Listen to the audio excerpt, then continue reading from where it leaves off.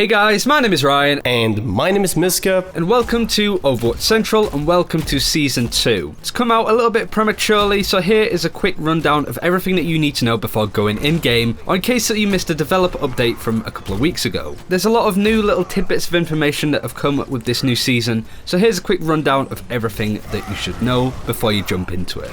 So let's start off with the big one for Season 2, that sudden death is now gone completely. So this means for control maps that there is no sudden death and games still play to a best out of 5 just like that. It's very straightforward, obviously there will be no draws, so no problems there. Next up is assault maps and there's barely any change there either. They'll still play like Season 1 with the time bank system, and this obviously means that there can be draws if no team capped the first point, but that's it really. Now the other changes to assault though include a bonus 30 seconds after the first initial cap, and this is just so the game doesn't end instantly after you've capped the point like it did before. So before you'd be able to cap the point even if you were out of time, it would tick into overtime for the attackers, and you'd cap the point and then the game would just end. It would feel very abrupt, and maybe those 30 seconds would actually be enough to get to the next point, get into overtime and cap that one too. Sometimes it actually is. Coming over to changes to payload and hybrid maps then. So there will be no sudden death here at all, like I said before. Instead, teams will play on a time bank system, which is similar to assault, so you'll be able to play the map and run it multiple times actually. So if your team finishes the map with time to spare, you'll later on get a second round on attack to see how far you can push the payload the second time. So if you get to more objectives, those will be added to your overall objective score. Originally when you captured a point or an objective with 30 seconds left as well, it would bump up your timer to 2 minutes.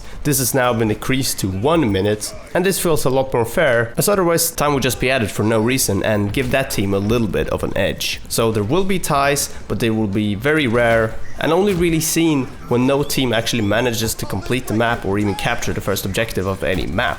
And if a tie happens, both teams will receive competitive points, but it won't be as much as for a win. Another major thing is that we have a new skill rating system. Instead of 1 to 100 like it was last season, it ranges from 1 to 5,000, which gets rid of a lot of the fractional increments that you saw in Season 1. So don't worry, it's not going to take you years to go up a level. If you win or lose, you'll be going up and down whole numbers instead of these percentiles. For the top 500 players, you will have to have a requirement of playing at least 50 matches before you are put in the top 500, just to make sure that you don't cheese it somehow, I guess. Also similar to the old heroic system which was in the closed beta, there are now tiers. There are 7 tiers which are bronze, silver, gold, platinum, diamond, master and grandmaster. You can see on screen where these sort of tiers line up in terms of the ranked numbers, and for all tiers besides master and grandmaster, you won't be allowed to drop lower for the season. So if you reach gold, you won't ever drop down to silver, even if you drop below the initial requirements for that tier. It probably means that you could be match made against silver players, but you will not lose your ranking.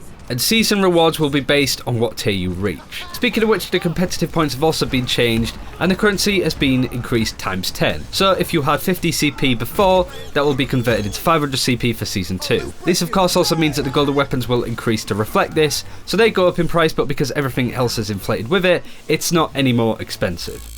Next up we have Smurfing, which has been addressed. There's been a lot of talk about this, it's been all over the subreddit, how people that are high level have grouped up with their friends on Smurf accounts that are actually high level but they've intentionally lost, bringing down their overall rank, and make sure that these high level people would actually play against people that were much worse than them, and essentially boost up their rating more because they win more and they would always be the underdog due to their overall average team rating being under the enemy teams. Now, let's move on from this. So, Smurfing has been addressed by the skill gap limit, which is now being changed to 1000 or 500. The way this works is that in the Master and Grandmaster tiers, which are the top 2 ones, you'll only be able to play with other people in your party if they're within 500 ranks of you. Now in Diamond and any other tier underneath, you'll be able to play with any player that is 1000 ranks or skill rating away from you. So the cap goes from 1000 to 500 when you come into the top 2 tiers. Right, now onto skill rating decay. This only really applies to the top end players, so if you're within Diamond, Master and Grandmaster, your level will decrease by 50 for every 24 hours if you don't play competitive mode for a week. So this means that if you rank 3750 and you don't play for a whole week, you'll start to lose 50 skill rating every day, putting you down to 3700, 3650 and so on. This is a floor limit, so you won't drop infinitely just all the way to the bottom. And do also keep in mind that it is the season highest rank